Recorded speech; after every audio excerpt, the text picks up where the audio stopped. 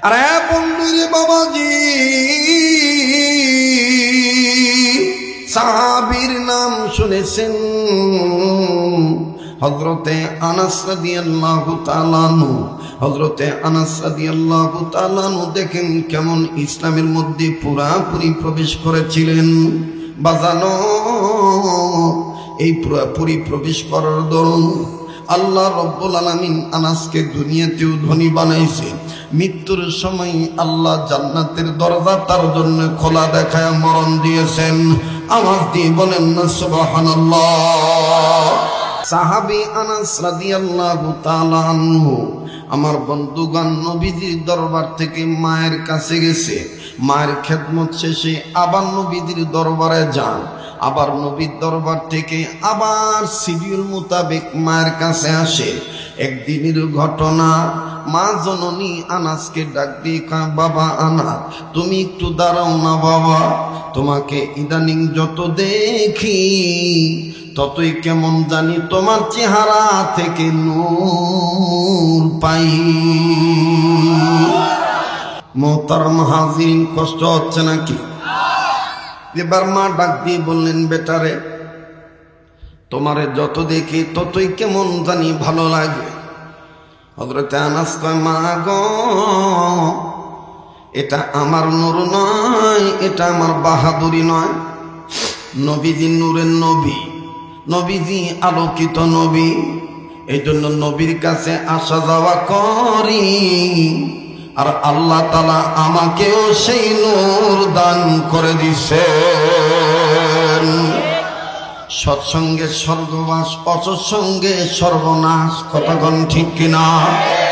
আরে বন্ধু, বিড়ি খুরের লগে চললে বিড়ি যদি নাও খান, কিন্তু তাদের সাথে চলাফেরা করার কারণে আপনার বালা জামা থেকে দেখবেন বিড়ি সিগারেটের গন্ধ পাওয়া যাবে, ঠিক কিনা? আর যদি আতরওয়ালাদের সাথে সম্পর্ক রাখেন, আতর যদি নাও কিনেন, আমার বন্ধুগণ দেখবেন আপনার জামা থেকে আতরের ঘ্রাণ পাওয়া যাবে, ঠিক কিনা? ডাক দিয়ে বলে, মাগো, এটা আমার বাহাদুরি নয়, এটা নবীদের নুরানি বরকত। ও বাবা, ঠিক আছে বুঝলাম, তুমি আবার কবে আসবা? তোমারে যত দেখি ততই ভালো লাগে। বলো না বাবা, তুমি আবার কবে আসবা?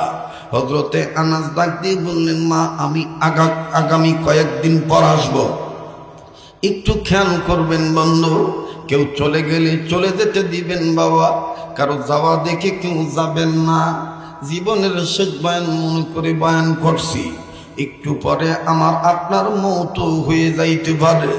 দুনিয়া কিন্তু কারো জন্য চিরদিনের থাকার জায়গা না। এই দুনিয়া হলো আমাদের সবার জন্য মুসাফির খানা। মাটির খাঁচায় প্রাণের ময়না, চিরদিন তো আপন রয় না, ঠিক কিনা? মাটির খাঁচায় প্রাণের ময়না, চিরদিন তো আপন রয় না। বলেন, মাটির খাঁচায় প্রাণের ময়না, চিরদিন তো আপন রয় না। খাঁচা ভেঙে পালিয়ে যাবে, খাঁচা ভেঙে পালিয়ে যাবে, হইলে আল্লাহর ডাক রে।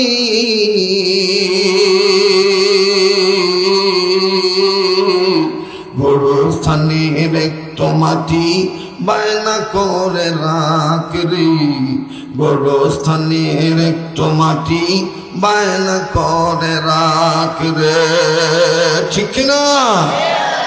মা ডাক দিয়ে বলতেছেন, বেটা, আগামী কয়েকদিন পর আসবা, ঠিক আছে, তোমার অপেক্ষায় রইলা। অবাজান দেখেন ইসলামের মধ্যে পুরাপুরি ভাবে কেমন প্রবেশ করেছে। এর অর্থ, এর মর্ম কথা আমার আপনার বুঝতে হবে। সাহাবী আনাস রাদিয়াল্লাহু তাআলা আনহু ঠিক ওই যখন 2-3 দিন পর বাড়িতে আসতেছে, মা জননী ঘরের দরজার কাছে দাঁড়ায় আছে। আমার সন্তান আসবে, আমি তার নুরানি চেহারা দেখব। আরে বাবাজি, হযরতে আনাসের মা নজর করে দেখতে পান আনাসের মুখটা কেমন জানি শুকনা দেখা যায়। আর আনাস অন্যান্য দিনের মতন চঞ্চল ভাবে হাঁটে না, কেমন জানি দুর্বল দুর্বল ভাব নিয়ে হাঁটতেছে। আবার দেখা যায় মাঝে মধ্যে পেটে হাত দেয়, আবার মাঝে মধ্যে পিঠটা বাঁকা করে। আনাসের মা ডাক দিয়ে বললেন, আল্লাহ, আমার আনাস কি খায় নাই? আমার আনাস কি ক্ষুধার্ত নাকি? এইভাবে আস্তে আস্তে হাঁটে কেন? এইভাবে সে হাঁটে কেন? এবার আসুক সে, আমি তার জিজ্ঞাসা করব। আনাস যখন সামনে আসলো, মুসলমান ভাইরা আমার বন্ধুগণ, সাহাবী আনাস রাদিয়াল্লাহু তাআলা যখন সামনে আসলো, মায়ের সালাম দিল। মা সালামের জবাব দিলেন। সালামের জবাব দিয়ে ডাক দিয়ে, বাবা গো, তুমি কি খাও নাই? সাহাবী আনাস ডাক দিয়ে কয়, মা গো, নবী খাইলে আমি খাই, নবী না খাইলে আমি না খাইয়া থাকি। বাবা, আজকের কথা বলো, তোমার পেটে এইভাবে বারবার হাত দাও কেন? আনাস কয়, মা গো, আমি কেন পেটে বারবার হাত দিই দেখবানি? বলে, দেখব। বলে, এই দেখো, কিতাবের লেখক লিখি সাহাবী আনাস আমার ভাইরা পেটের কাছ থেকে চাদরটা সরাইলে মা জননী নজর করে দেখতেছেন, আনাসের পেটে একটা না দুইটা না 6 থেকে 7টা পাথর বান্ধা। আনাসের মা ডাক দিয়ে কয়, বাবা গো, পেটে জীবনে কারো পাথর বাঁধতে দেখি নেই, বাবা তুমি পেটে পাথর বাঁধছো কেন? আনাস কান্দার ডাক দিয়ে কয়, ওই মা, আমি একটু আগে বললাম নবী খাইলে খাই, নবী না খাইলে না খাইয়া থাকি। বুঝলাম বাবা, কিন্তু তুমি পেটে পাথর বাঁধছো কেন? সাহাবী আনাস কান্দার ডাক দিয়ে কয়, মা গো, আজকে যখন আমি নবীর দরবার থেকে আসবো তোমার কাছে, আসার পথে নজর করে দেখতে পাই আমার নবীজি মাথাটা নিচু করে দিয়ে পেটের মধ্যে পাথর বাঁধতেছে। আমি নবীজিকে ডাক দিয়ে বললাম, ইয়া রাসূলুল্লাহ, আপনি পেটে পাথর বাঁধেন কেন? নবীজি কান্দে আর ডাক দিয়ে কয়, আনাস রে, আমি মুহাম্মদের বাড়িতে কয়েকদিন যাবত চুলায় আগুন ধরে না, আমি মুহাম্মদ খাদ্য পাই না, ক্ষুধার যন্ত্রণায় পেটটা ভীষণ জ্বালা পোড়া করে। এই জন্য এই পেটের গরম অবস্থা দূরীকরণের লক্ষ্যে আমি নবীজি ঠান্ডা ঠান্ডা পাথর আমি এই জায়গায় বাঁধতেছি। ওগো মা, নবীর পেটে পাথর বান্ধা দেখি আমি আনাস পেটে পাথর বেঁধেছি। আনাসের মা কান্দে ডাক দিয়ে কয়, আনাস রে, তাইলে তোর কথার দ্বারা বোঝা যায় আমার আর তোর নবী, জগতের নবী ক্ষুধার্ত। নে বেটা নে, এই খুরমাটা খা, 1 গ্লাস পানি পান কর। কিছু পানি পান করানো হলো, একটা খুরমা খাইলো। এইবার সাহাবী আনাসের মা কয়, বাবা তুই, আমি ইসলামের মধ্যে পুরাপুরি প্রবেশ করতে চাই। যাও রে বেটা, যা, আমার দিন নবীর দাওয়াত দিয়া, আমি গরিব মানুষ যা পারি তাই দিয়া নবীরে রান্না করে দাওয়াত খাওয়াবো। ওরে পাইলে নবী পাগল হবি, পাইলে নবী পারবি না, পারবি না উম্মত সইতে পারবি না, তোর আমার আপন যিনি ঘুমায় আছেন মদিনা। ভাইরা আমার, আমি আবারও আপনাদের কাছ থেকে সহযোগিতা চাওয়ার পাওয়ার নিয়তে বলতে চাই, চলবে কি চলবে না? নাকি দোয়া করে দেব? কথা কি বোঝা যায়? ওবাজান, চলবি কি চলবে না? আমি আজকে ঠান্ডা ঠান্ডা ভাবে আপনাদেরকে আলোচনাটা শুনাইতেছি। একটু পরে দেখবেন এই ময়দান থেকেও কান্নার আওয়াজ আসবে।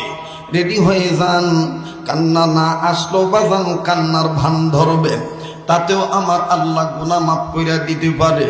কেননা আমি আপনি গুনাহগার, আর আমাকে আপনাকে মাফ করে দিবেন যিনি গফুর গফফার। আমরা গুনাহগার গো আল্লাহ, আমরা গুনাহগার, বলেন আমরা গুনাহগার গো আল্লাহ। গোনা যদি থাকে তাইলে আল্লাহর কাছে মাপ চান। এটা এমন একটা সময় ওয়াজ শুনতেছেন যেই সময় আল্লাহর কাছে মাপ চাইলে আল্লাহ মাফ করে দিবে। বলেন না আমরা গুনাহগার গো আল্লাহ, বলেন আমরা গুনাহগার গো আল্লাহ, আমরা গুনাহগার, বলেন আমরা গুনাহগার গো আল্লাহ। দয়া করে মায়া করে গুনাহগুলি মাফ কইরা দাও, তোমার নাম দে গফুর গফফার। আমরা গুনাহগার গো আল্লাহ, জোরে আমরা গুনাহগার গো আল্লাহ, আমরা গুনাহগার, আমরা গুনাহগার গো আল্লাহ। যখন আমি ছোট্ট ছিলাম দাঁত ছিল না মুখে, তরল খাবার আল্লাহ তুমি দিয়া দিছ মা জননীর বুকে, ঠিক ঠিক না? যখন আমি ছোট্ট ছিলাম ছিল না মুখে, তরল খাবার আল্লাহ তুমি দিয়া দিছ মা জননীর বুকে। তাই তো তোমার সিফাত হলো আল্লাহু আকবার, তাই তো তোমার সিফাত হলো আল্লাহু আকবার। আমরা গুনাহগার গো আল্লাহ, মাশাআল্লাহ, আমরা গুনাহগার গো আল্লাহ, আমরা গুনাহগার, আমরা গুনাহগার গো আল্লাহ। নারায়ে তাকবীর। এবার ডাক দি কয় মা গো, ওই মা আমিও তো গরিব মানুষ, তুমিও গরিব মানুষ, একটু সময় লাগবে, কষ্ট হবে না তো? দিল বলতেছে আজকের মাহফিল কবুল হইয়া যাবে। আমার বন্ধুগণ নাকটায় আল্লাহওয়ালাদের গ্রাম পাইতেছি। অবাজান নুরানি পরিবেশ, ইতিহাস রেকর্ড হয়ে থাকবে আজকের এই রাত্রের মাহফিল। কথা বলেন ঠিক কিনা? মা গো, আমার মা, তুমি গরিব মানুষ, আমি গরিব মানুষ, নবীও গরিব মানুষ। ওই মা নবীর কি খাওয়াইবা?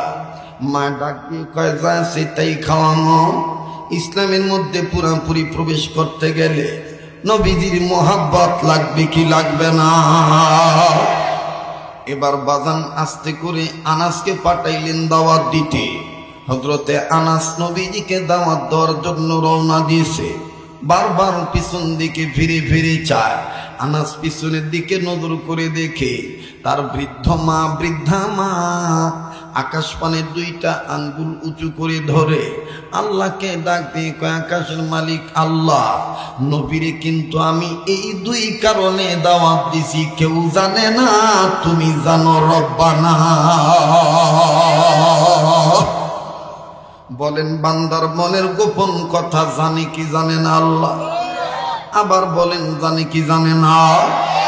এবার যখন ডাক দিয়ে বলতেছেন আল্লাহ, পৃথিবীর কেউ জানে না, এই দুই কারণে আমি নবী মুহাম্মদকে দাওয়াত দিছি। আনাস ডাক দিয়ে কয়, আল্লাহ গো, আমার মা দেখি তোমার সাথে কথা বলতেছে গো আল্লাহ। ও আল্লাহ, জানি না কোন খেলা খেলাইবা। এবার হযরত আনাস একটা দৌড় মেরে দ্রুত গতিতে হন হন করে ছুটে চলল। নবীর পানে যখন ছুটে চলল, নবীজির কাছে যাইয়া আবার আনাস যখন বললেন আসসালাতু আসসালামু আলাইকা ইয়া রাসূলুল্লাহ, নবীজি সালামের জবাব দিলেন। সালামের জবাব দিয়ে বললেন, আনাস রে, তুমি তো কোনোদিন এত দ্রুত গতিতে মায়ের কাছে যায় এত তাড়াতাড়ি ফেরত আসো নাই, আজকে কেন তুমি এইভাবে জলদি জলদি আসলা বুঝলাম না। আনাস ডাক দিয়ে কয়, নবী গো, আমার মা টের পাইছে আপনার পেটে পাথর বান্ধা, আমার মা বুইজা ফলাইছে আপনি ক্ষুধার্ত, তাই আমার মা আপনাকে দাওয়াত দিছে। আপনি দাওয়াত কবুল করছেন কিনা এটা জানার জন্য আসছি, এবং কখন যাবেন বলেন তো দেখি। নবী আমার ডাক দিয়ে বললেন, আনাস রে, আমি তোমাদের বাড়ির দাওয়াত কবুল করলাম, তবে শর্ত দিলাম, আমি তোমাদের বাড়িতে দিনের বেলায় যাব না, আমি রাত্রিবেলায় পূর্ণিমার চাঁদ ওঠার পর আমি তোমাদের বাড়িতে যাব।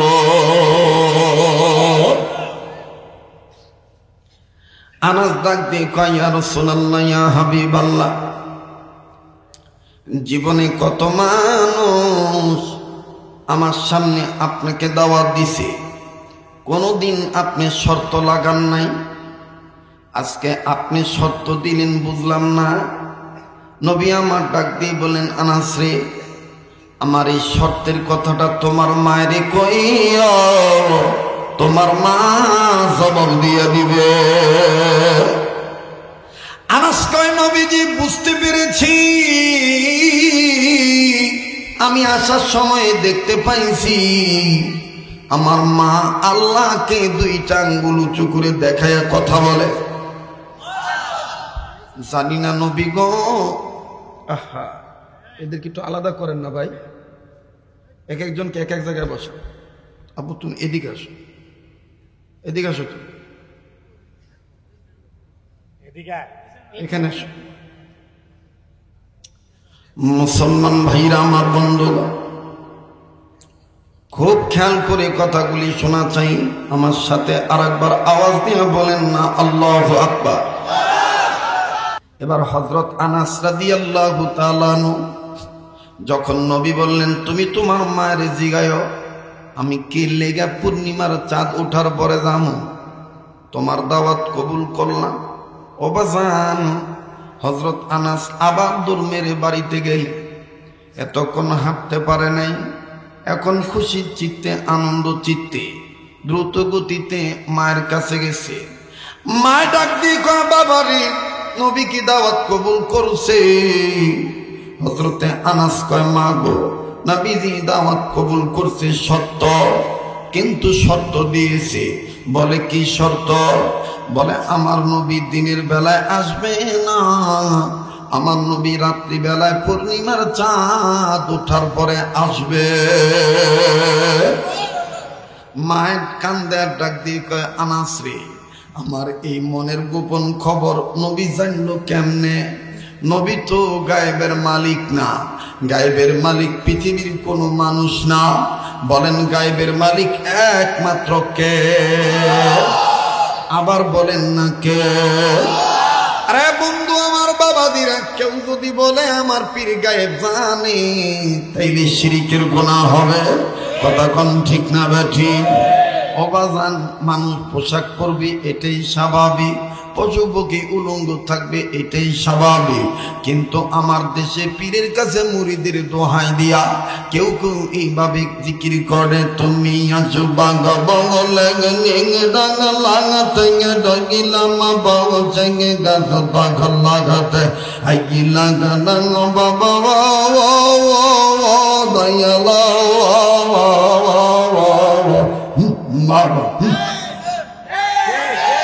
যদি আস্তে কথা কইতেছে, ভয় পাইতেছে, মানে হক কথা কইতেছে, জোরে কথা বলো, আসে না নাই? জোরে কোন আসে না নাই? আবার দেখবা গান্দাও টানে, আছে না? দেখবা কেটা উঠতে যায়, যেটা উঠতে যাইব মনে করবো পিঠে দিয়ে ফালাচ্ছে। মুসলমান ভাইরা আমার, এখন তো আবার গান্দারে গান্দা কয় না, কিছুদিন পর পর নাম পাল্টা। এক সময় কয় সিদ্ধি, আবার এক সময় কয় শুকনা। ওই দিন একটারে দেখি হাতের তালুতে ডলে, আমি কই মরার ঘরের মরা কি ডলস? এই শুকনা খাইতে খাইতে চাবা শুকাইয়া গেছে, চোখ টান টান করে কয় হুজুর সবজি ডলি। আমি কই জনম বড়া আঙ্গ মা বোনেরা সবজি খাওয়াইলো পাতির মধ্যে পানি দিয়া সিদ্ধ কইলা, আর তুই এইটা কোন রঙের সবজি খাস? হাতের তালুতে ডুইলা ডুইলা খা। কয় হুজুর এইটা ওই সবজি না, এইটা এই সবজি, এই সবজি খাইলে পিনিক ঠিক থাকে। কি ঠিক থাকে? পিনিক ঠিক থাকে। পিনি কালার করে, পিনি কালার। দেখবেন কুষ্টিয়াতে লালন সার মাজারে এই গান্দা ওপেনে বিক্রি হয়, গান্দা টানে, আবার সুর দিয়া কয়, ওরে খাইলে সিদ্ধি বাড়িবে বুদ্ধি, বইলেছেন গো গুরু আমার সাইজি। এটা হই না, আবার পাশে তেনে আর এক মগা মরার পরে মরার কয়, এল বাবা আমারে আগামীতে আনুক আর না আনুক, আজকে তো চান্স পাইছি, হক কথা বলতেই হবে। লালন কোনোদিন মানুষের আধ্যাত্মিক গুরু হইতে পারে না, কেননা আমি মানুষের জীবনী নিয়ে রিসার্চ করেছি। লালন হিন্দু না বৌদ্ধ না খ্রিস্টান না মুসলমান, ওহনো তদন্ত করে পাওয়া যায় নাই। যার ধর্মের ঠিক নাই তার কর্ম কেমনে ঠিক হয়? ঠিক কিনা বলে? মুসলিম উম্মার আধ্যাত্মিক রাহবার হতে পারে হক্কানি ওলামায়ে কেরাম। জানতে হবে, মানতে হবে, এই দেশটা কেরামতুল জনপুরীর দেশ। এই দেশটা ফুরফুরার আবু বকর সিদ্দিক আল কুরাইশ রহমতুল্লাহ আলাইহির দেশ। এই দেশটা শর্ষিনার নেসার আহমদ রহমতুল্লাহ আলাইহির দেশ। এই দেশ চরমনের পীর সৈয়দ মরহুম সৈয়দ ইসাক রহমতুল্লাহ আলাইহি, সৈয়দ ফজলুল করিম রহমতুল্লাহ আলাইহির দেশ। এই দেশ শাইখুল হাদিস আল্লামা আজিজুল হকের দেশ। রাজনীতি যে যেটাই করুক সবাই বিশ্বাস করে বাংলাদেশ হক্কানি আল্লাহওয়ালাদের দেশ। এটা আন্দুরটি গান্দুরটি ওয়াটওয়ালা চটওয়ালা জটওয়ালা অয়াতি বায়াতি একার দেশ না। যারা গান্দা বেচা মান্দা নাচাইয়া উল্টা ভাল্লা জিকির করব আর কইব যে আমরাই মারফতে সাগরে ডুব দিছি, চোরের ঘরের চোর, শরীয়ত ঠিক নাই, মারফত লইয়া লাফালাফি করে। হ্যাঁ, আগে ভালো হইতে হইব দুধ, দুধ ভালো হইলে না দুধ ভালো, দুধের থেকে মাখন হইব, মাখন ভালো হইব, ঘি ভালো হইব, তোর দুধ হই ভালো না, তোর শরীয়তই নাই, তুই মাখন লইয়া লাফালাফি করতাছ। কুত্তায় মুত্তা দিছ ওর মাথায়। এটা ওই যে ওই ব্যাক মানুষ দেখে এইটা ভালাইস কথা কয়, এটা সেই ব্যাক না। কষ্ট হইতেছে আপনাদের? আর এটি করতো না সে আমার কেমন, আমি কিছু বুঝি যায়, আবার ডাক দিয়ে কয় একটারে কয় জিনিস একটা জায়গাটা ঠিক রয়েছে না, আইতাছে। চিন্তা করা যায়, পুষ্কি পোলা। হ্যাঁ, ও কয় আমার, আমি বলি জিনিস একটা, কয় আমি আইতাছি, জিনিস একটা জায়গাটা ঠিক রয়েছে, মানে এর কাছে জুত লেগে উঠছে আর কি, কথা কয় না। ভাল লাগতেছে না? বাবা তুমি এইভাবে উৎসাহ হয়েছো কে? তুমি একটু নিচাও। হ্যাঁ, আবার একটু তাকবীর দেন তো জোরে কোন আল্লাহু আকবার। মাশাআল্লাহ মাশাআল্লাহ, খুব ভালো লাগলো। আমার মনটা নষ্ট হয়ে গেছিল। আহারে, এত রাইত হইছে, না জানি 10-5 জন 20 জন ফামু অনাইয়া দি হাজার হাজার মানুষ। আল্লাহু আকবার। বরকত দিছেন কে? আবার জোরে কোন বরকত দিছেন কে? তাহলে বলেন আলোচনা চলবে কি চলবে না? বলেন চলবে কি চলবে না? আরে বাবা রে বাবা, খালি টিকিট থাকলে হইব না, গাড়িটাও ঠিক থাকতে হইব। দোহাই দিয়া কয় আমগো কাছে তো কোরআন হাদিস আছে, বয়াতিরা দেহ না, ওই যে ফতুল্লার আবুল সরকার সারেন দায়ী ভাবে না রে, আমি তো নারায়ণগঞ্জেরই ভোটার বাসিন্দা, তো এজন্য নারায়ণগঞ্জ তো আমার জেলায়, কথা কয় না। আর হ্যাঁ, তো ফতুল্লা নারায়ণগঞ্জ, তো পরিচির দোষ করা দরকার আছে না, এগুলো সচেতন করা দরকার আছে না। কোনো বয়াতি আমার পীর হইতে পারে না। বহুত বয়াতি আছে বাংলা মদ না খাইলে হের গলা ভালো হয় না, সারা রাত ফালা গান গা, শুকনা টাইনাল হয়। আল্লাহ কাজল দেওয়ান কও আর লতিফ সরকার কও আর আবুল সরকার কও, কইবেন হুজুর আপনি জানেন কেমনে? হ্যাঁ, আমার বাড়ির লগে স্বামী মুসমান বাউল গো ঘর করে দিছিল, পরে রাত বিরাত যায় এদিক দিয়ে, আর যে কি গান, ও আমারে দেখলেই বন্ধ হয়ে যায়, ওই যে যায়, ওই যে যায়। আমি আল্লাহর কাছে কইছিলাম, আল্লাহ এই ঘরটা যদি ভাঙ্গা দিতাম। আল্লাহর কি মেহেরবানি, আপনারা কইবেন যে 5 আগস্টের পরে মনে ভাঙ্গা দিচ্ছেন না। আমি এলাকার ছেলেদেরকে নিয়ে পরামর্শ করে এই মধুকি আড্ডাখানা, এই সবজি খোরদের আড্ডাখানা, এই আউল বাউলদের ফাউলদের আড্ডাখানা ভাঙ্গা দিছি। কত দাপট দেখাইছে আমার, এইটা করবো সেইটা করবো, আজকে হ্যাঁ ওই খবর নাই। যারা কইছে খেলা হবে হেরাই নাই, কথা কয় না, জোরে কথা বলেন। আল্লাহ আমাদেরকে হেফাজত করুন, আল্লাহ আমাদেরকে কবুল করুন, আল্লাহ আমাদের হকের পক্ষে ইস্তেকামাত দান করেন। আবার বলেন আমিন। মুসলমান ভাইরা, গাড়ি সিট থাকলে খালি হইব, গাড়িটাও ঠিক থাকতে হইব। গাড়ি থাকতে হবে ইসলাম নামক গাড়ি। কি নামক গাড়ি? ইসলাম নামক গাড়ি। আজ থেকে অনেক আগে একটা ঘটনা পড়ছিলাম এইভাবে। সেটা কিভাবে? একজনের পোলায় খুব শিক্ষিত, ভাবে মনে করেন কোনো মতন মানে টিপসই দাও না আসিল না এক সময় এরকম মুরব্বী দলিলে সই করে, তখন ওই সবাই কয় যে সই কি এইটা দিয়ে করে? কয় বাবা আমার এইটাই সই, মানে হ্যাঁ হইল হাতে টিপ দিয়ে সই। কথা বলছেন নাই?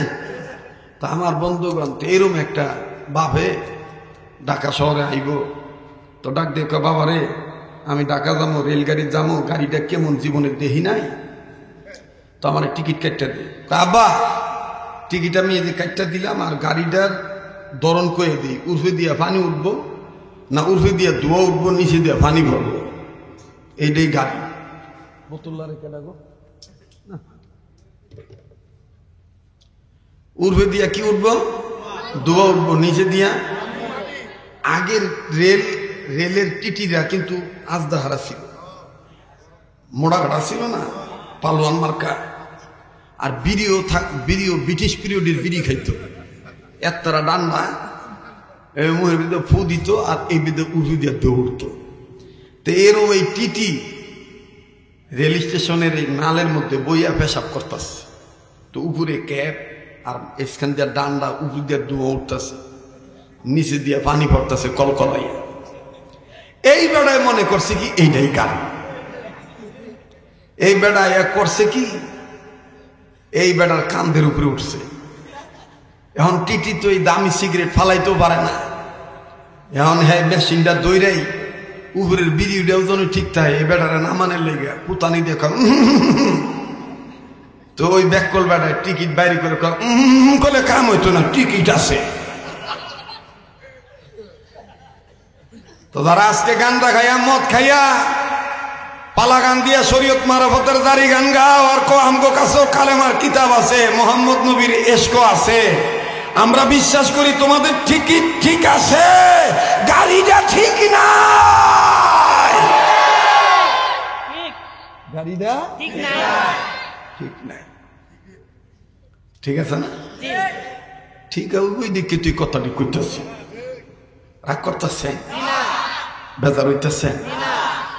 হ্যাঁ, আপনি বয়াতির ভক্ত হবেন বালা কথা, কিন্তু বয়াতির ভক্ত হইয়া শরীয়তের আলেমদের বিরুদ্ধে কথা বলতে পারবেন না, কারণ এ দেশটা ওলামায়ে কেরামের দেশ, ঠিক কিনা? আল্লাহ আমাদেরকে সহি বুঝ দান করে। এবার বাজান মা ডাক দিয়ে কয় বাবারে, নবীজি তো গায়েবের মালিক না, আমার এই গোপন খবর নবীজি জানলো কেমনে? সুবহানাল্লাহ কইতেন না? আর আজ ডাক দিয়ে বলে মাগো,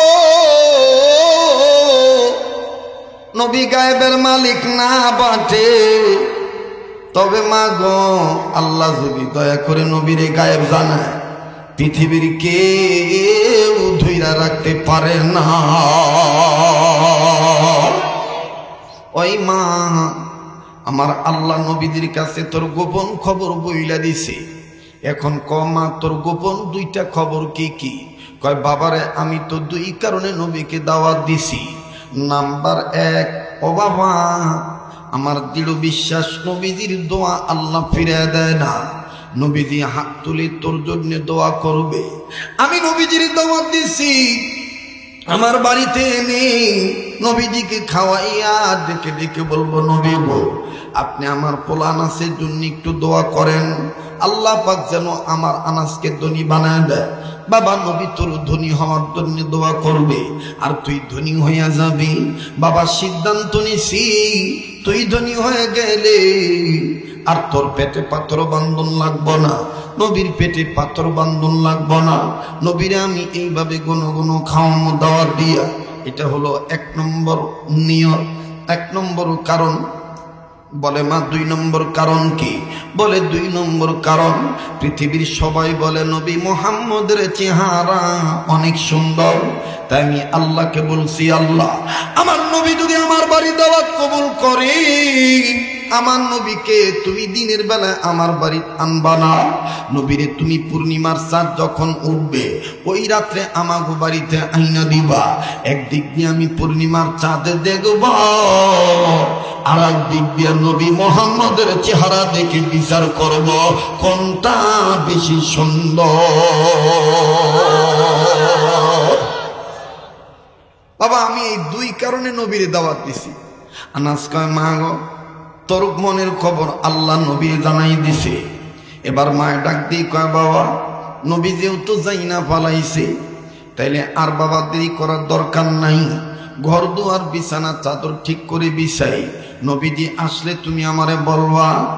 এবাদান ঠিক ওই রাত্রিবেলা পূর্ণিমার চাঁদ যখন উঠে যায় আল্লাহর হাবিব জনাবে মুহাম্মদুর রাসূলুল্লাহ সাল্লাল্লাহু আলাইহি ওয়াসাল্লাম সুন্দর করে আমার বন্ধুগণ সাহাবী আনাস, নবীজির সাহাবী আনাস মায়ের ডাক দিয়ে কয় মা গো ঠিক আছে, যেদিন পূর্ণিমার চাঁদ উঠলো ওই দিনই নবীজি যখন সন্ধ্যাবেলায় আসতেছে, রাত্রিকালীন অবস্থায় যখন আসতেছেন বাজানো সাহাবী আনাস রাদিয়াল্লাহু তাআলা আনহু মাকে ডাক দিয়ে বলতেছেন মা গো ওই যে নবীজি আসতেছেন, নবীজির নূর মুবারক চেহারাখানা তুমি দেখো।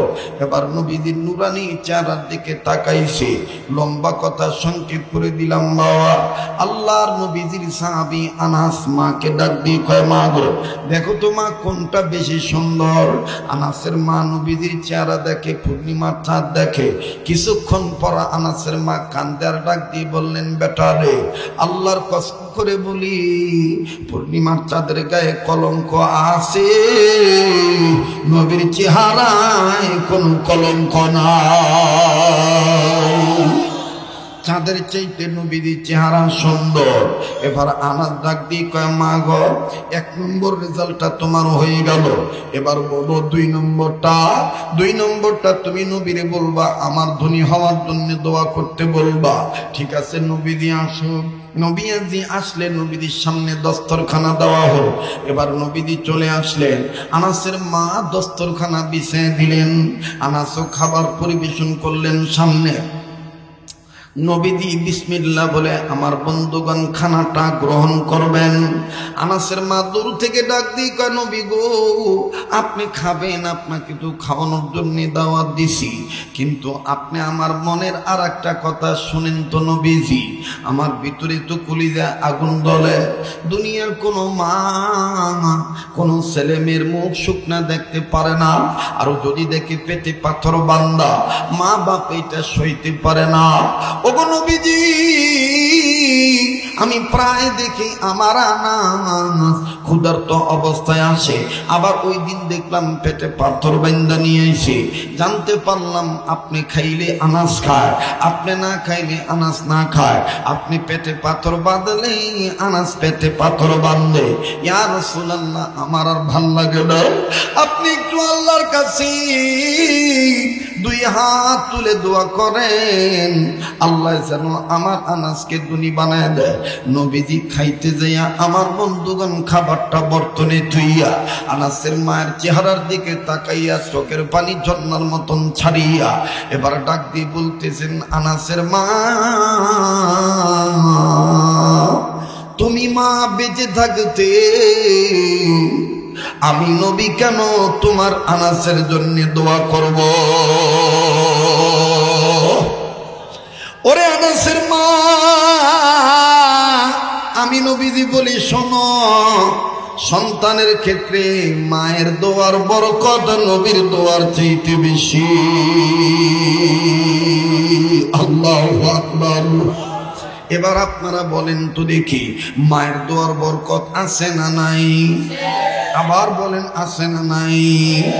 মুসলমান ভাইরা আমার মায়ের দোয়া করলে কবুল হয়, মায়ে বদদোয়া করলেও কিন্তু লাইগা যায়, ঠিক কিনা বলেন? মাফ করে দিবেন বন্ধু।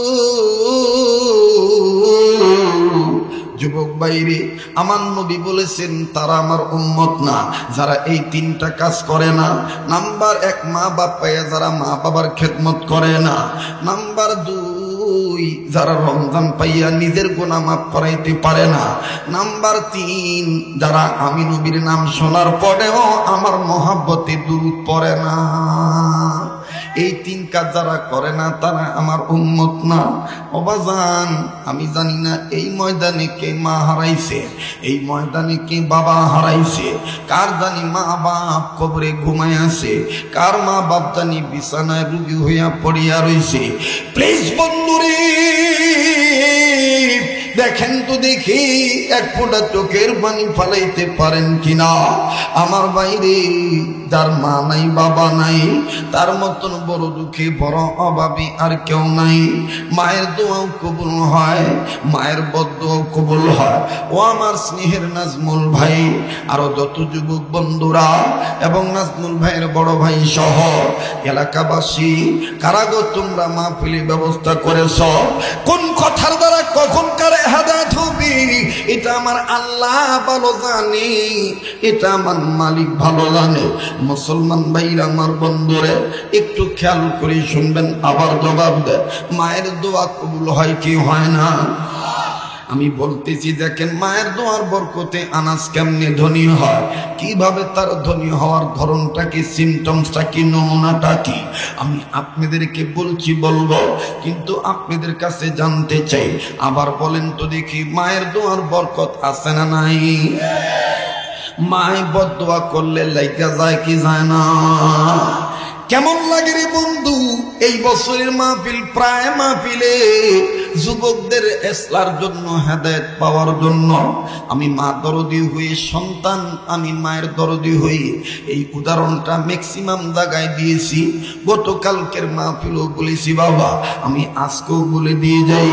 অবাজান কোন মায়ের তুমি আমি বুড়ি কইয়া গালি দেই, মায় যদি কষ্ট পায় আল্লাহ পাক নারাজ হইয়া যায়। আমার বন্ধুরে,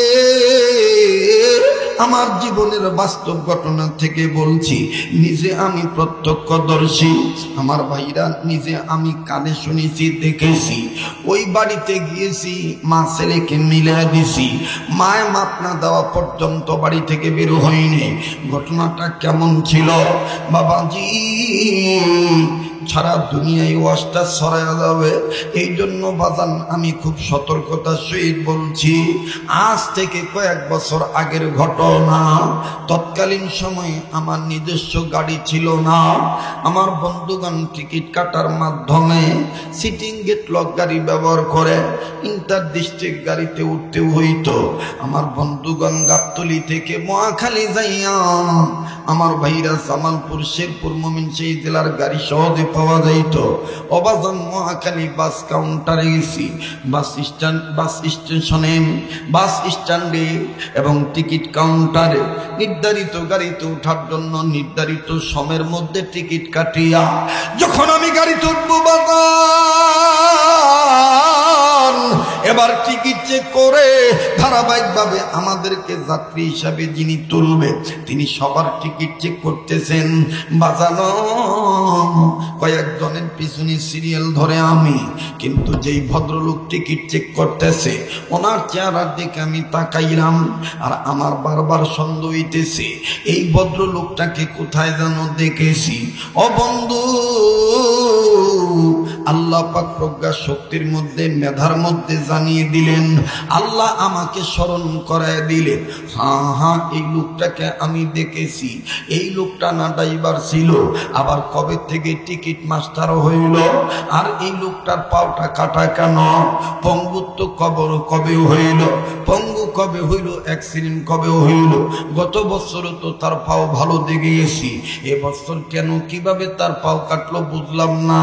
বাজান যখন আমার সিরিয়াল আসলো, এবার আমার টিকিটটা যখন চাইল, আমার বন্ধুগণ কাছে যে সালাম দিলাম, শীত মৌসুম ছিল, মাফলার দিয়া রুমাল দিয়া মুখ পেছানো ছিল, লোকটাকে সালাম দিয়া ডাক দিয়ে বললাম, ভাইজান আপনি কি আমাকে চিনতে পারছেন নাকি?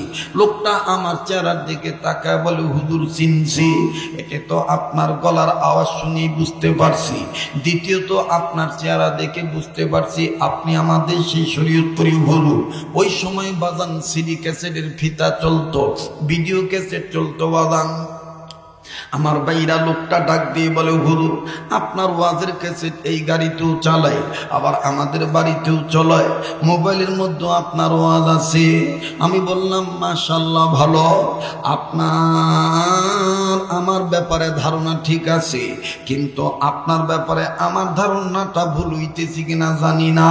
বলে হুজুর কি বলেন না? আমি ডাক দিয়ে বললাম, মিয়া ভাই আপনি না ড্রাইভারি করতেন, আপনি না স্টিয়ারিং ধরতেন, আপনার এই পাও কবে কাটলো? এই কথা বলা মাত্রই লোকটা আমার বন্ধুগণ পায়ের দিকে তাকাইয়া নিজের বাম হাতটা দিয়া ডান পায়ের মধ্যে আঘাত করে কান্দার ডাক দিয়ে কয়, হুজুর এই পায়ের কথার জিগাইয়েন না হুজুর, এই পাওটা আমার অ্যাক্সিডেন্ট হয়েছে মায়ের সাথে বেয়াদবি করার ফল। অবাজান আমার বন্ধুগণ, আমার ভাইরা, মায়ের সাথে বেয়াদবি করার ফল। আমি ডাক দিয়ে বললাম, মিয়া ভাই কাঁদেন কেন? কি বেয়াদবি করছেন বলেন তো দেখি।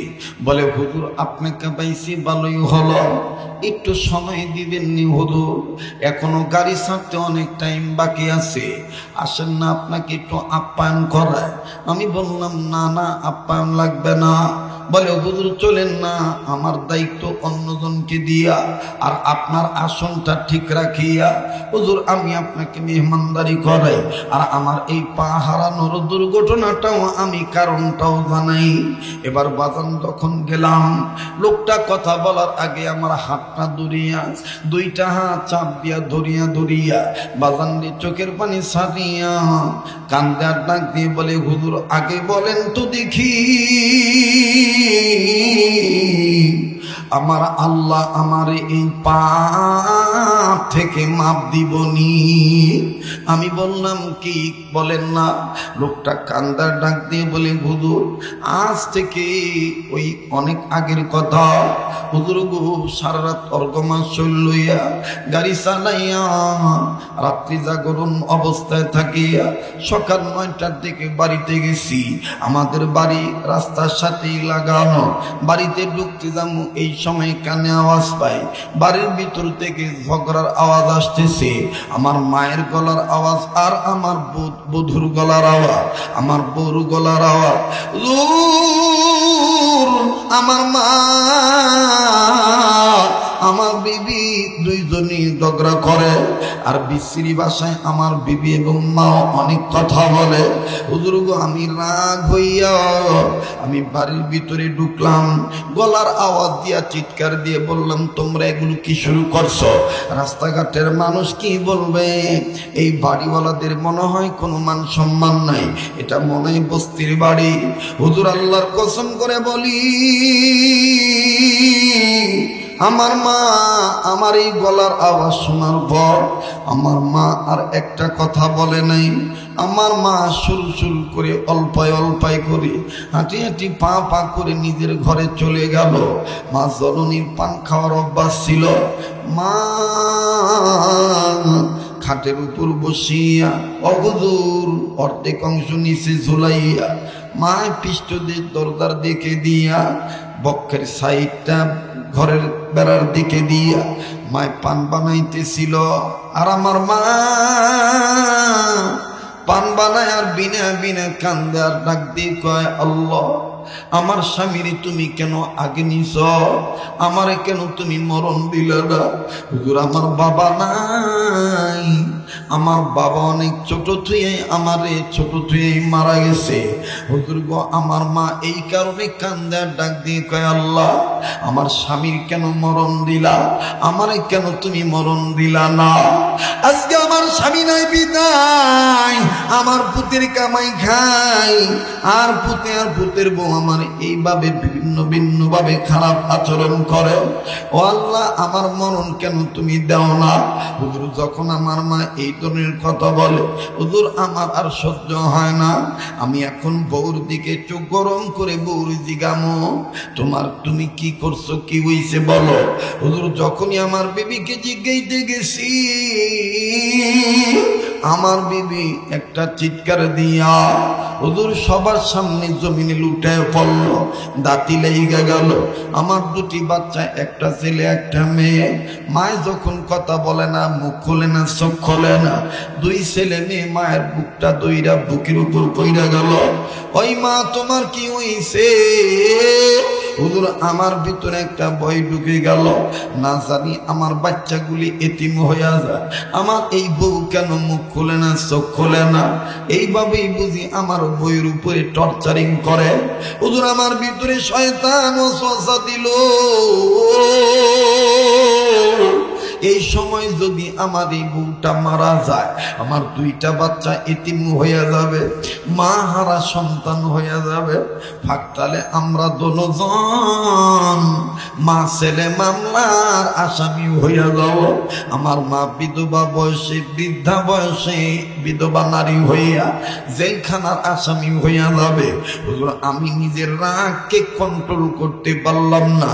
আমি আমার এই বউর প্রলোভনে পড়িয়া মায়ের ক্ষিপ্ত হইয়া, মায়ের উপর ক্ষিপ্ত হইয়া হুজুর আমি ভালো মন্দ যাচাই না করিয়া আমি মায়ের পিছন বরাবর যাইয়া, হুজুর গো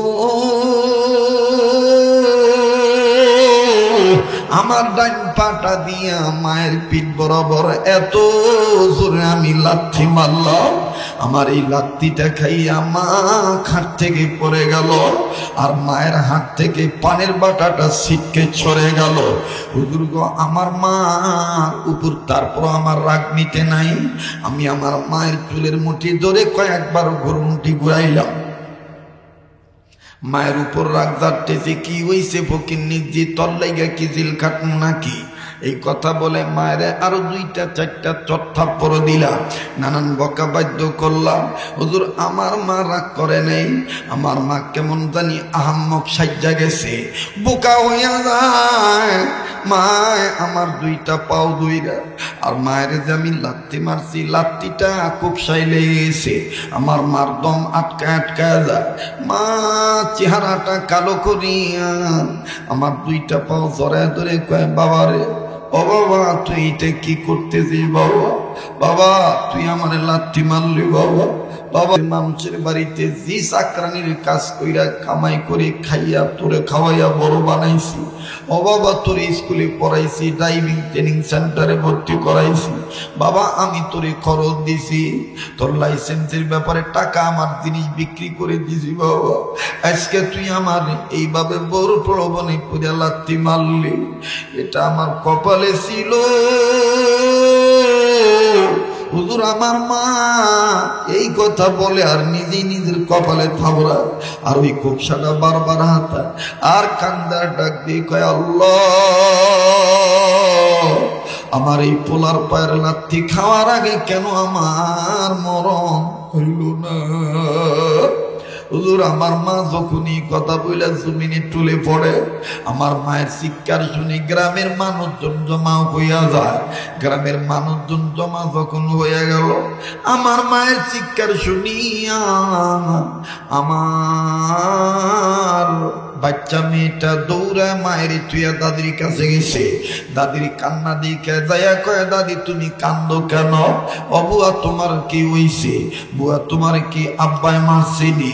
হুজুর তারপর আমার মা রাগ দেখায় না, আমার মা আমার মেয়েটারে বুকে ধরে ধরে কান্দার ডাক দিয়ে কয়, দাদু ভাই এটা কিছু না, আমার কপালে ছিল।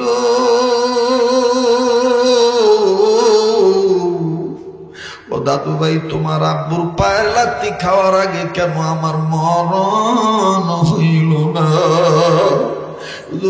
আমার মেয়েটা বুঝা বলাইছি, আমি ওর দাদির গায়ে লাথি মারছি, মেয়েটা এখন আমার দিকে ক্ষিপ্ত হইয়া হুজুর আমার জামার টানে আর কিলগুশি মারে, আর ডাক দিয়ে কয়, তুমি পাজি আব্বু, এই কাজ কেউ কোনোদিন করেনি, নিজের মায়ের কেউ লাথি মারে নাকি?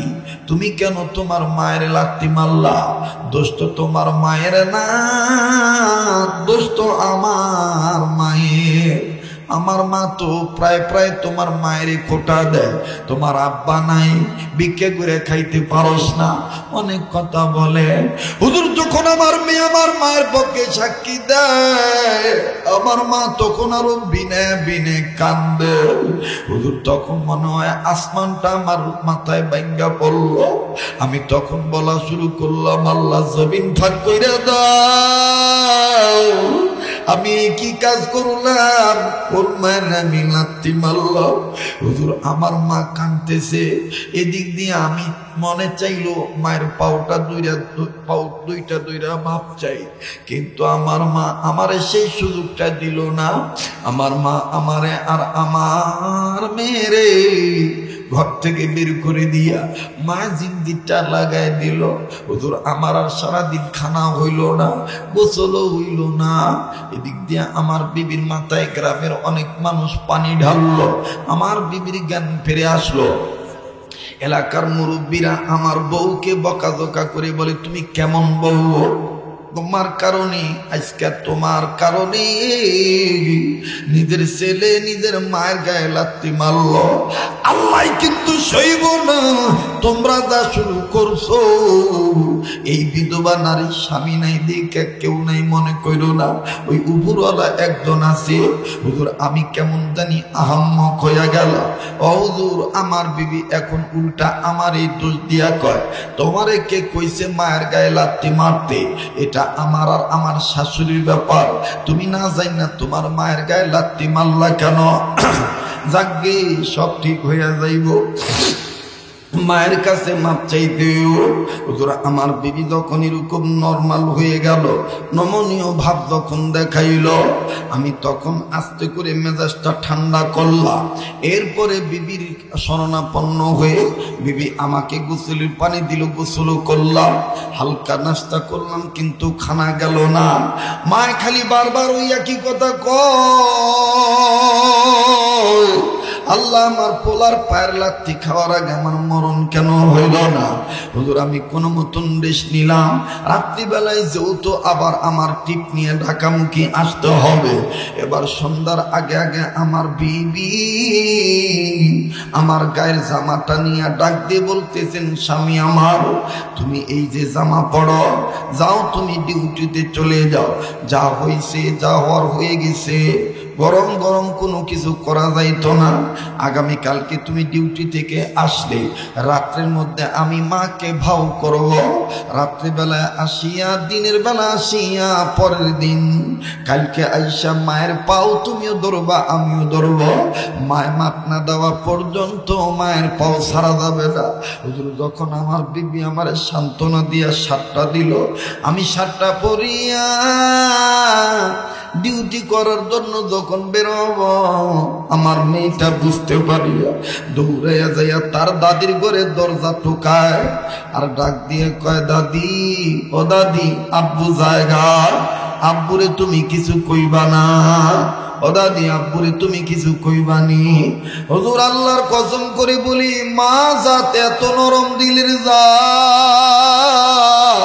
আমার মায়েরে তখন দেখলাম যেই মা সারাদিন খায় নাই, ওই মা তখন দেখলাম আমার যাওয়ার কথা শুনে মা জননী আস্তে করে দরজাটা খুললো। হুজুর ব্যথাটা অনেক মনে হয় মায়ের বাড়ছিল। আমি দেখতে পাইলাম আমার মা সোজা হয়ে বুঝতে পারে না, আমার মা বাঁকা হইয়া আমার মেয়ের জিগায়, তোর আব্বা খাইছে?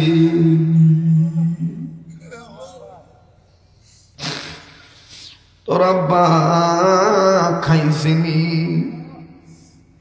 তোর আব্বারে খাইয়া যাইতে ক। সারাদিন তো মনে ঘুমও হইছে না, আজকে ডিউটিতে না গেলে কি হয় না? হুজুর তখন আমার কলিজাটার মধ্যে এমন একটা সিট মারলো, আরে এর নাম মা। ও যুবক্ষণ মায়েরি তুই বুড়ি কইয়া গালি। হুজুর আমি আর যাইতে পারলাম না, আমার বিবি আমারে ঘুরে দিয়ে চলে গেল। আমি ডিউটিতে চলে গেলাম, আমি ডিউটি শুরু করে দিলাম। ঢাকামুখী যখন আসতেছিলাম, হুজুর আল্লাহর মায়ের যে দুনিয়ার মার, মায়েরে কষ্ট দিলে যে আল্লাহ সহ্য করে না।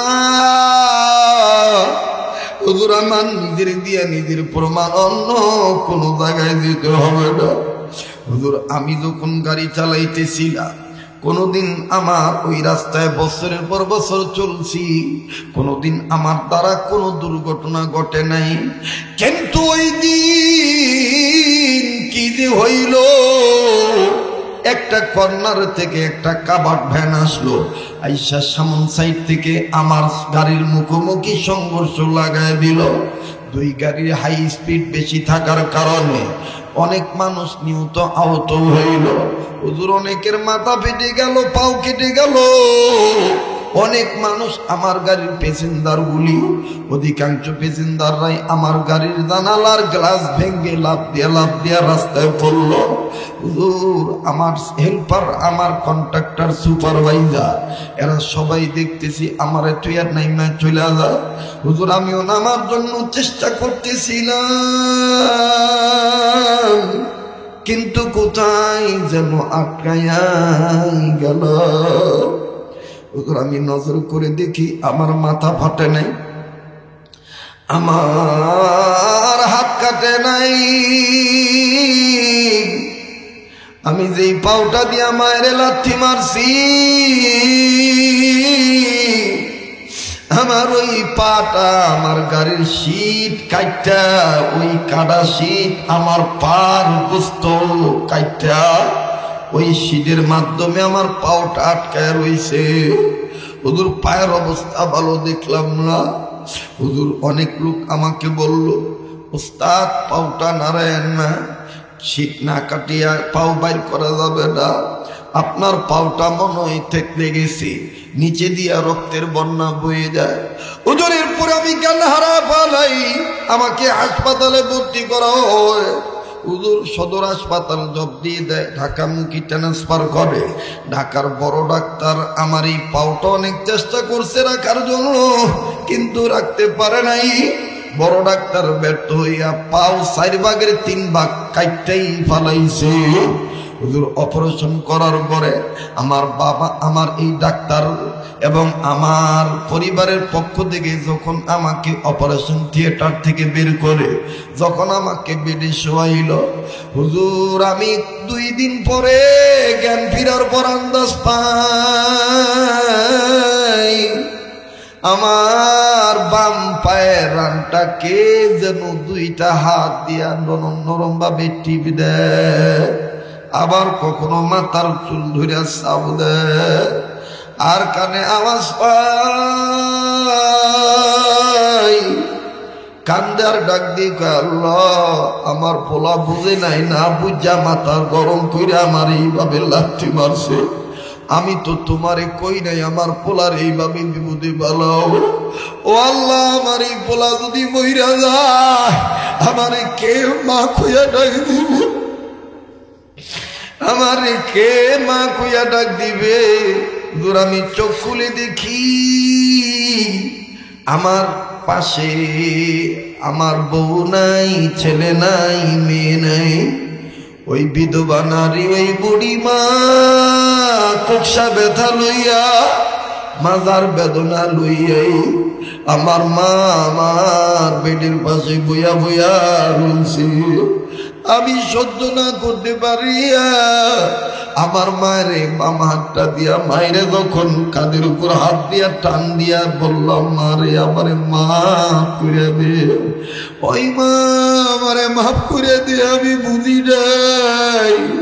হুজুর আমার মা মাথাটা উঁচু করিয়া চোখের পানি ঝর্ণার মতন ছাড়িয়া আমার মা আমার কপাল একটা সোনা দিয়ে আমার বুকের সাথে বুক লাগায়, বাবা বাবা আর আমার কাছে মাপ চাইতে হইব না।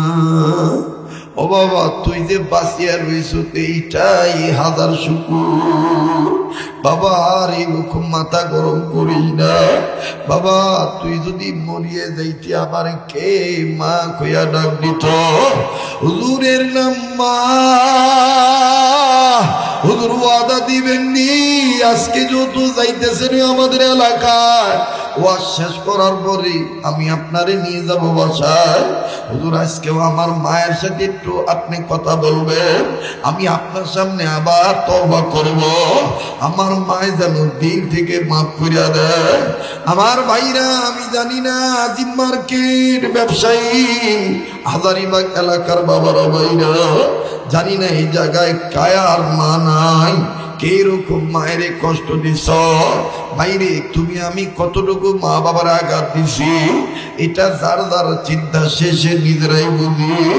ওই আল্লাহর কাছে মাপ চাওয়ার জন্য আমার বাইরে কার জানি মা নাই।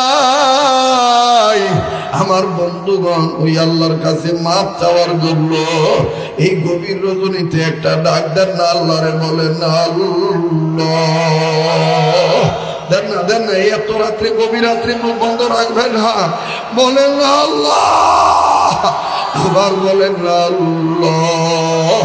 ওবাদার আল্লাহ বলতে ভালো লাগবে, বুঝে নিবেন আল্লাহ আপনাকে মাফ করে দিবেন, মায়া লাগা আবার বলেন না আল্লাহ। আমার ভাইরা, আমি গুনাহগার, আপনাদেরকে একটা কথা নিতে চাই, ওয়াদা নিতে চাই, কিছুক্ষণ পরে আমি মুনাজাত করব, যেই হাতটা দিয়া বারবার কাবা ধরি এই হাতটা আপনাদেরকে নিয়ে উঠাবো, ওই মা বাবার জন্য ওই মদিনাওয়ালার প্রেমিকের সাথে হাত উঠাইয়া একসাথে মুনাজাত করে দাও। আসেন নাকি এইরকম নিয়ত নিয়া? কাদের নিয়ত আছে? একটু মা বাবার দরদি সন্তানরা হাত তুলে দেখান তো দেখি। নারে তাকবীর, নারে তাকবীর।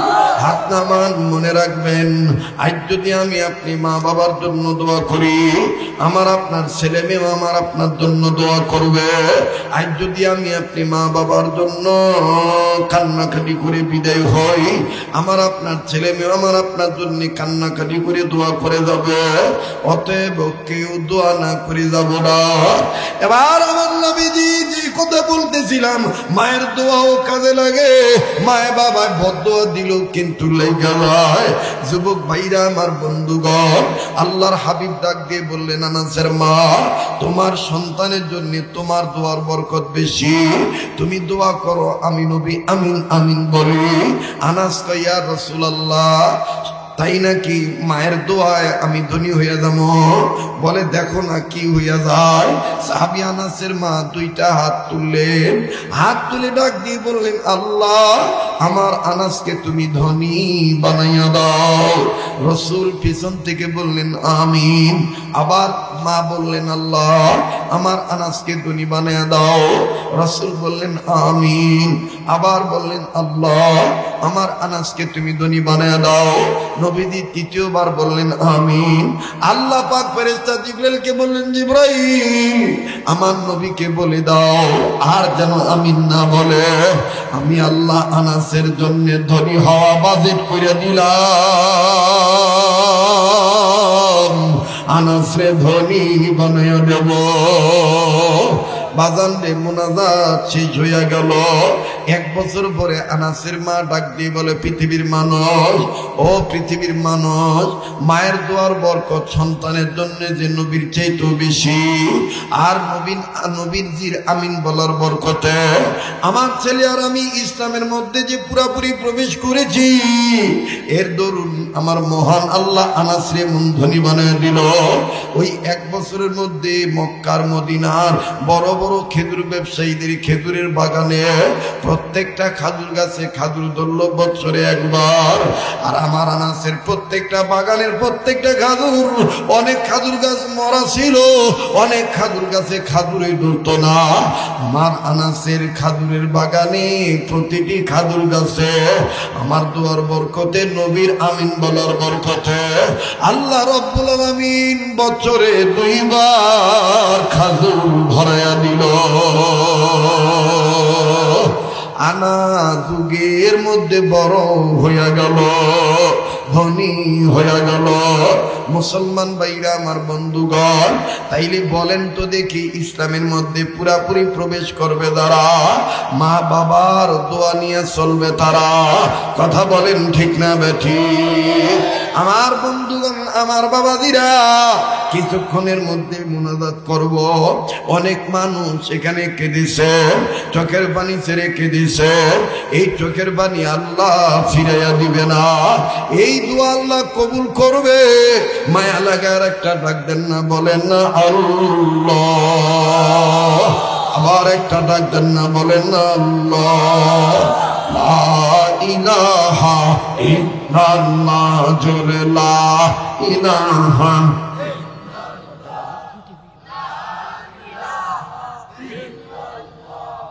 লা ইলাহা ইল্লাল্লাহ মুহাম্মাদুর রাসূলুল্লাহ সাল্লাল্লাহু আলাইহি সাল্লাম। এত সময় গেছে আমি খেয়াল করি নাই।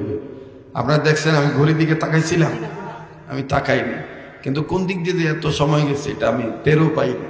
যাকে অনেক কষ্ট দিছি, আপনারা মাফ করে দিন। কষ্ট দিছি অনেক নাকি আমার ভাইরা? তাইলে আমরা ইসলামের মধ্যে পুরাপুরি প্রবেশ করবো তো ইনশাআল্লাহ। এই ছেলেরা এই মাহফিলটা করাতে আপনারা খুশি না বেজা? আমি আসছি, আপনারা খুশি হয়েছেন তো? আবার যদি আগামীতে আসি ইনশাআল্লাহ, ইনশাআল্লাহ আল্লাহ যদি রিজিক রাখে, আমার এই ভাইদেরকে যদি আল্লাহ বাঁচায় রাখে, আমাকেও যদি বাঁচায় রাখে, ইনশাআল্লাহ আসবো ইনশাআল্লাহ। আসেন আমরা দোয়া করব। তবে দোয়ার আগে একটু কথা বলবে। জি, তোমারও আগে দিবেন? আচ্ছা, লাইন করতেছি দাঁড়া। আগে একজন অতিথি আছেন, তিনি দোয়া চাইবেন, সালাম দিবেন, কথা বলবেন, এরপরে ইনশাআল্লাহ আমি বাকি কথা ফিনিশিং। হ্যালো, মাশাআল্লাহ। আজ মার্কেট যুব সিরাতাল্লাযীনা আন'আমতা আলাইহিম গায়রিল মাগদুবি আলাইহিম ওয়ালাদ-দাল্লিন। আমিন। বিসমিল্লাহির রহমানির রহিম। কুল হুয়াল্লাহু আহাদ, আল্লাহুস সামাদ, লাম ইয়ালিদ ওয়া লাম ইউলাদ ولم يكن له كفوا أحد. بسم الله الرحمن الرحيم. قل هو الله أحد، الله الصمد، لم يلد ولم يولد ولم يكن له كفوا أحد. بسم الله الرحمن الرحيم. قل هو الله أحد، الله الصمد، لم يلد ولم يولد ولم يكن له كفوا أحد. صدق الله مولانا العظيم. অনেক যুবক ভাইরা আমি দেখেছি ইশারায় দেখাইছে যে হুজুর একটু আজান দিতে কর।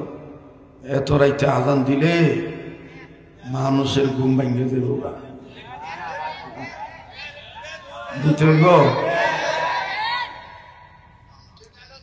আমি জানি আপনারা কি আর আজান না শুনে যাইবে? আমার বন্ধুগণ, আজান দিতে পারি 1 শর্তের বিনিময়ে। আজান শুনে 5 ওয়াক্ত নামাজ পড়তে হবে ইনশাআল্লাহ।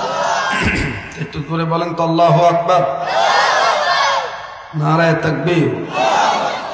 রেডিও খুললে দেখবেন কারি মোহাম্মদ উবেদুল হুজুর কত সুন্দর মধুর কণ্ঠে বলে আল্লাহু আকবার,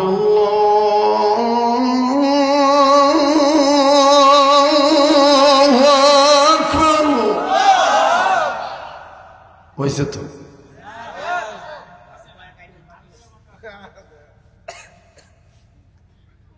আপনারা আমার আসলে মহব্বত করেন, আপনাকে মহব্বতে আমার খুব কষ্ট হয়।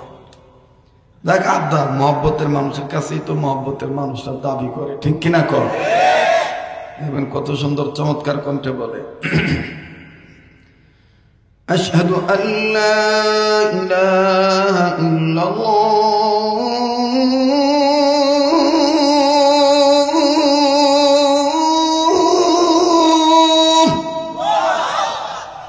আশহাদু আল্লা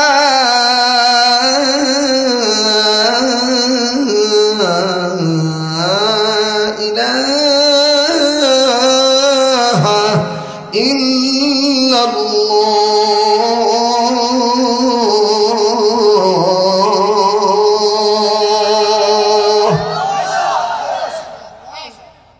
ঠিক আছে? আবার কয় আরে খাও নাইছে তো, হ্যাঁ খাওয়ান লাগবো না? হ্যাঁ যারা সামনে তবরক দিচ্ছেন সামনে তবরকটা দেওয়া ছিল। এই কথা দেন, তবরক পাই আবার উঠতে যাইবেন গান, ঠিক আছে না? জি, বসে থাকেন, আল্লাহ কবুল করবেন, মালিক মঞ্জুর। হ্যাঁ, আচ্ছা থামেন একটু, এই সামনের গ্যাদারিংটা কমে লো, একটু সামনে ফাঁকা হোক, কারণ এরা দেখতেছে তো, দেখা বিঘ্ন করবে। আমার বন্ধুগণ, আমার ভাইরা, আজান শুনে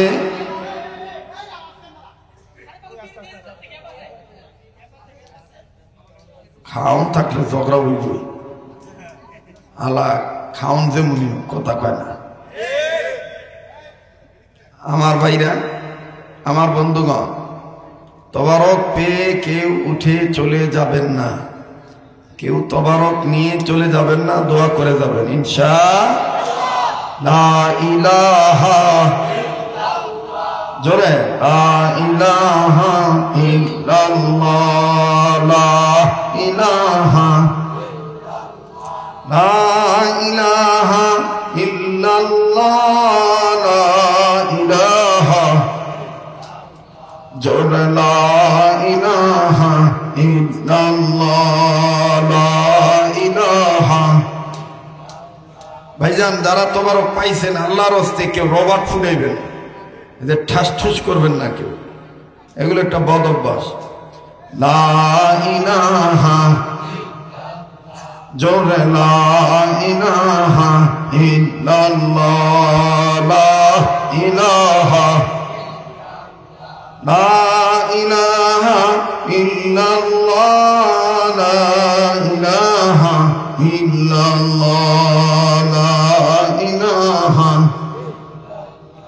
লা ইলাহা ইল্লাল্লাহ মুহাম্মাদুর রাসূলুল্লাহ সাল্লাল্লাহু আলাইহি ওয়াসাল্লাম। আমি দেখবো আজকে কার কার অন্তরে ওলি আল্লাহর প্রেম আছে, নবীর প্রেম আছে, মা বাবার মহব্বত আছে। এখন শয়তানকে কেউ জয়লাভ হতে দিবেন না, শয়তান এমনি তার মাথা গরম করে ফেলাইছে। সর্বনাশ, এই হুজুরে দিই রাত 12টার পর রাইলু ওয়াজ করতে হবে, কথা কয় না, ঠিক কিনা বলেন? মুমিনদের ঈমান সবসময় সক্রিয় থাকে, ঠিক কিনা?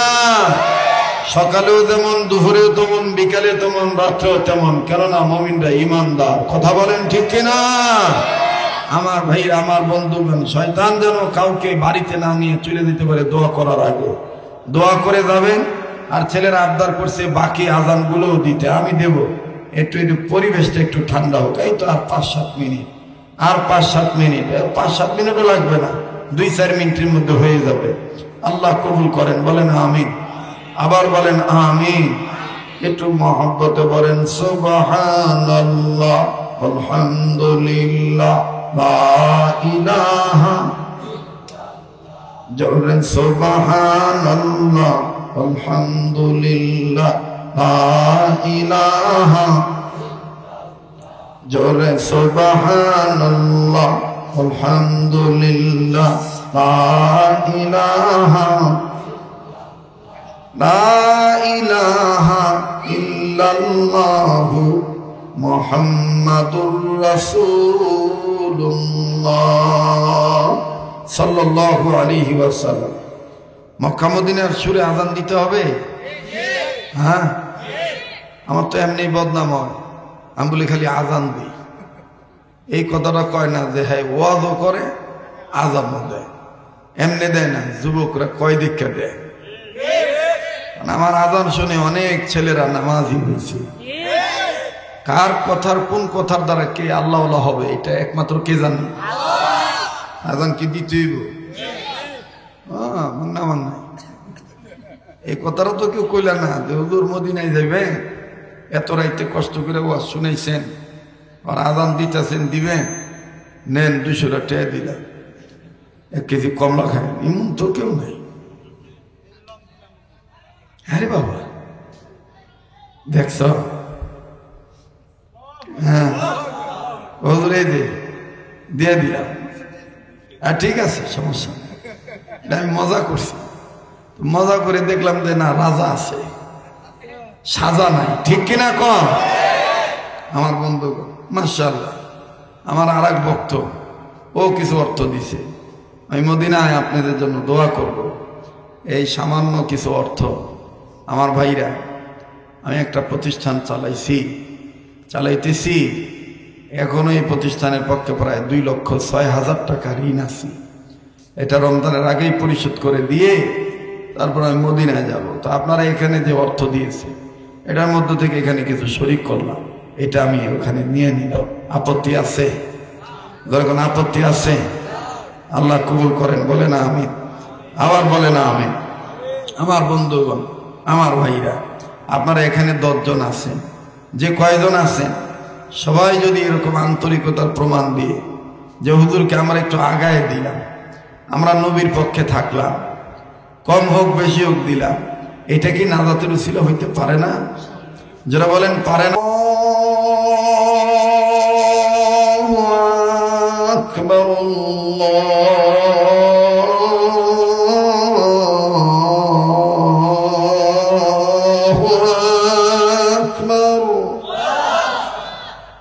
মারহাবা কন, মাশাআল্লাহ কন, আল্লাহু আকবার,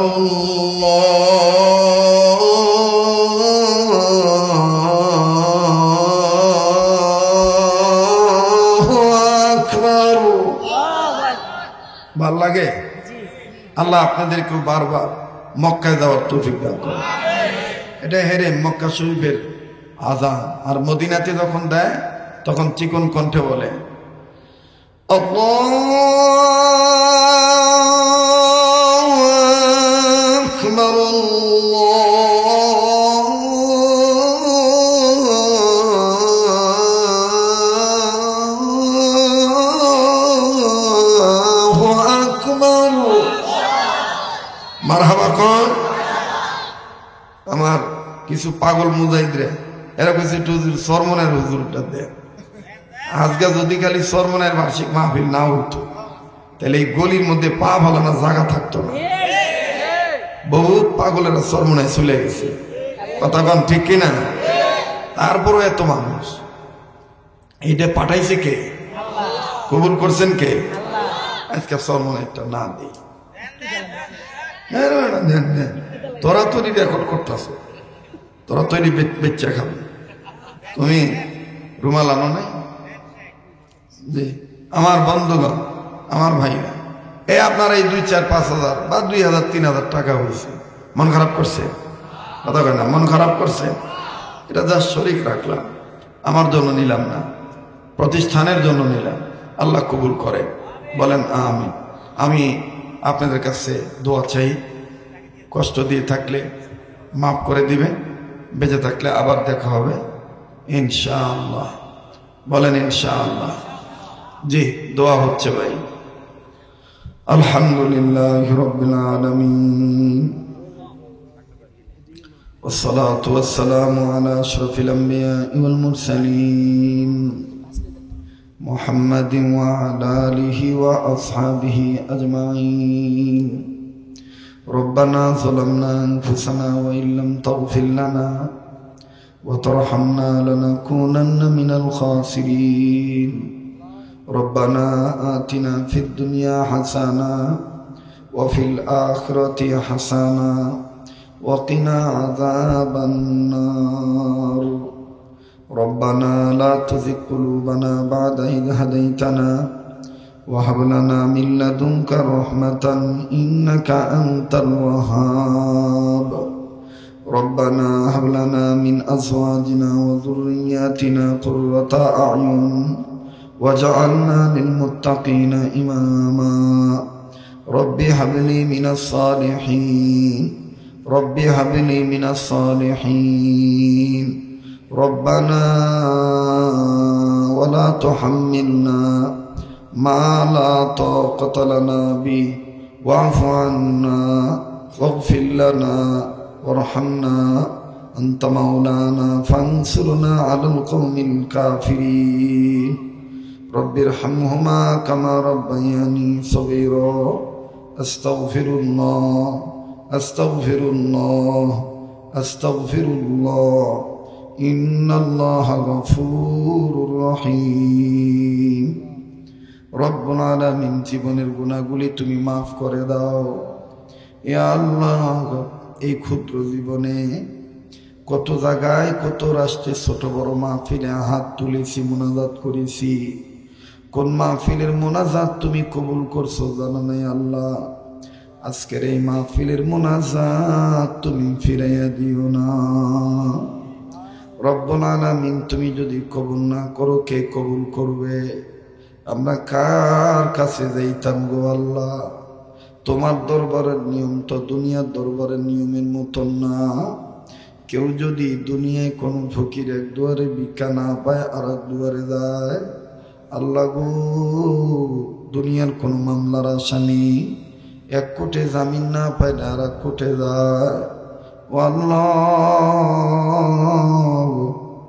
দুনিয়ার কোন রোগী আল্লাহ এক ডাক্তার কবিরাজের চিকিৎসা ভালো না হইলে আর এক ডাক্তার কবিরাজের কাছে যায়।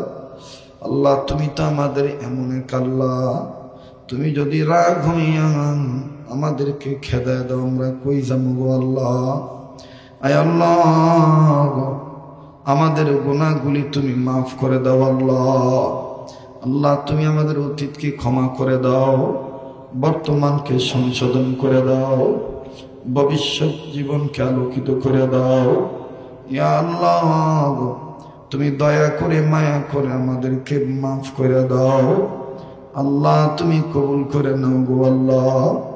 রব্বুল আলামিন, আয় আল্লাহ, সারা দুনিয়ার যত জিন ইনসান কবরবাসী হয়ে গেছে, সমস্ত মুর্দা কবরবাসীদেরকে তুমি জান্নাতবাসী বানিয়ে দাও। যত জিন ইনসান আমরা বেঁচে আছি সবার জন্য হেদায়েতের ফয়সালা করে দাও, সবার হায়াতের মধ্যে বরকতের ফয়সালা করে দাও, আফিয়াতের জিন্দগি দান করো, সেহাতকে ভালো রাখো। আয় আল্লাহ, খাস করে আমরা যারা হাত তুলেছি, আমাদের দাদা দাদি নানা নানি আত্মীয় স্বজন পাড়া পড়োশি প্রতিবেশী আস্থাভাজন স্নেহভাজন শ্রদ্ধাভাজন আপনজন, আল্লাহ বিশেষ করে যাদের মা নাই বাবা নাই, আল্লাহ তাদের মা বাবার কবর তুমি জান্নাত বানিয়ে দাও। যাদের মা বাপ বেঁচে আছে আল্লাহ তাদের মা বাবার হায়াত বাড়ায় দাও। যাদের মা বাপ অসুস্থ তাদের মা বাপকে সুস্থ করে দাও। ইয়া আল্লাহ, এই আজিম মার্কেট হাজারিবাগ এলাকায় আল্লাহ গো, অত্র এলাকার ঘরে ঘরে রহমত বরকত নাজিল করে দাও। আয় আল্লাহ তুমি জানেমালে বরকত দিয়ে দাও। আল্লাহ যেই গরিব অশান্তি আছে অশান্তি দূর করে শান্তির ফয়সালা করে দাও। আল্লাহ যেই ঘরে রুগী আছে রুগীদের রোগ ভালো করে দাও। রব্বে কাবা, তুমি আমাদের গুনাহগুলি মাফ করে দাও। ইয়া আল্লাহ, অত্র এলাকায় যেই ঘরে স্বামী স্ত্রী জীবনে সুখ নেই সুখের ব্যবস্থা করে দাও। যেই ঘরে ছেলে মেয়ে হয় না তাদের ঘরে নেককার সন্তানাদি দিয়ে দাও। রব্বে কাবা, তুমি দয়া করে মায়া করে আমাদের গুনাহগুলি মাফ করে দাও। ইয়া আল্লাহ, তুমি আমাদের কবুল করে নাও আল্লাহ। আল্লাহ খাস করে এই ওয়াজ কমিটি যুবকদেরকে কবুল করো। স্নেহের নাজমুল সহ আরো যত যুবক বন্ধু আছে নবীন প্রবীণ, আল্লাহ এদের মধ্যে যারা ব্যবসা করে ব্যবসায়ীদের ব্যবসায় বরকত দাও। যারা চাকরি করে প্রমোশন দিয়ে দাও। যারা লেখাপড়া করে রেজাল্ট ভালো করে দাও। আল্লাহ যারা বিদেশে আছে তাদের প্রবাস জীবন ভালো করে দাও। ইয়া আল্লাহ, যারা বিদেশ যাওয়ার জন্য টাকা পয়সা জমা দিয়ে আটকা পড়ে আছে দ্রুত যাওয়ার তৌফিক দিয়ে দাও গো আল্লাহ। আল্লাহ যারা অভাবে স্বভাব দূর করে দাও। আল্লাহ যারা ঋণী আছে ঋণ পরিশোধ করার ব্যবস্থা করে দাও। ইয়া আল্লাহ, অত্র এলাকার প্রত্যেকটা যুবকদেরকে তুমি দিনদার পরহেজগার নামাজি বানিয়ে দাও, আল্লাহওয়ালা বানিয়ে দাও। রব্বুল আলামিন, আল্লাহ গো, আমার এই যুবক বন্ধুদেরকে সকল প্রকার মাদকের নেশার জগৎ থেকে ফিরে দাও। আল্লাহ রোডঘাটে চলাচল করে সকল ধরনের দুর্ঘটনা অ্যাক্সিডেন্ট থেকে হেফাজত ফরমাও। ইয়া আল্লাহ, তুমি দয়া করে মায়া করে আল্লাহ এই মাহফিলটাকে নাজাতুল সিলা বানিয়ে দাও। আল্লাহ যেই ভাইটা আমার কাছে দোয়া চাইছে, আল্লাহ আমার এই ভাইটাকে জনপ্রতিনিধি হিসেবে কবুল করে নাও। আল্লাহ তুমি জনগণের খাদেম হিসেবে কবুল করে নিও। আল্লাহ এখানে যে যে আশা নিয়ে হাত তুলছে সবার আশাকে পূরণ করে দিও। আয় আল্লাহ, আল্লাহ একজনের এক ভাইয়ের মা বাবা অসুস্থ, তার মা বাপকে সুস্থ করে দাও। আল্লাহ স্কুল কলেজ ভার্সিটির ছাত্র ছাত্রীদের জীবন আলোকিত করে দাও। মাদ্রাসার ছাত্র ছাত্রীদেরকেও আল্লাহ আলেম আলেমা হাফেজ হাফেজা বানিয়ে দাও। রব্বে কাবা তুমি কবুল করে নাও। আল্লাহ তুমি মেহেরবানি করে মঞ্জুরি দিয়ে দাও। ইয়া আল্লাহ,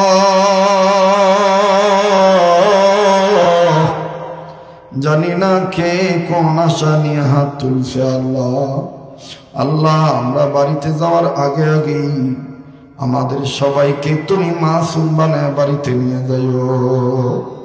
এই মাহফিলি এলাকা তোমার কাছে দিয়ে গেলাম, তুমি দেখা রাখো।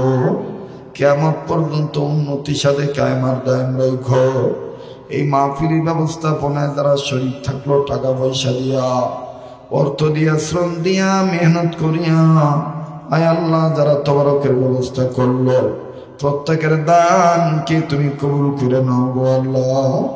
আল্লাহ সমস্ত বুজুর্গদেরকে যারা আমরা হারাইছি, সব ওলিদের কবরটাকে জান্নাত বানিয়ে দাও। আয় আল্লাহ এক যুবক বন্ধু বিদেশে আছে, অসুস্থতাকে সুস্থ করে দাও। ইয়া আল্লাহ যত ওলি আল্লাহ বেঁচে আছে হায়াত বাড়ায় দাও। তাম বিশ্বের সমস্ত মসজিদ মাদ্রাসা খানেকা মারকাজ বিবাদ মিঠে আবাদ করে দাও, কবুল করে নাও। অত্র এলাকার সমস্ত মিল ইন্ডাস্ট্রিজ ফ্যাক্টরির মালিকদের কবুল করো, শ্রমিকদের কবুল করো। যারা অসুস্থ আছে সুস্থ করে দাও। ইয়া আল্লাহ আমাদের নসিবে বারবার মক্কা মদিনা জিয়ারত নসিব করে দাও। জীবনে একবার হলেও স্বপ্নের মাধ্যমে নবীদের দিদার নসিব করে দাও। আল্লাহ আমরা যা চাইতে পারলাম দিয়ে দাও, যা চাইতে পারি নাই তাও দিয়ে দিও। যা বলতে পারলাম কবুল করে না, যা বলতে পারি নাই তাও কবুল করে নিও। আল্লাহ যে যেখানে যাবো সেই সালামতে পৌঁছে দিও। সাল্লাল্লাহু তাআলা আলা খাইরি খালকি মুহাম্মাদিন ওয়া আলা আলিহি ওয়া আসহাবিহি আজমাইন। সুবহান রাব্বিকা রাব্বিল ইজ্জাতি আম্মা ইয়াসিফুন ওয়া সালামুন আলাল মুরসালিন ওয়াল হামদুলিল্লাহি রাব্বিল আলামিন।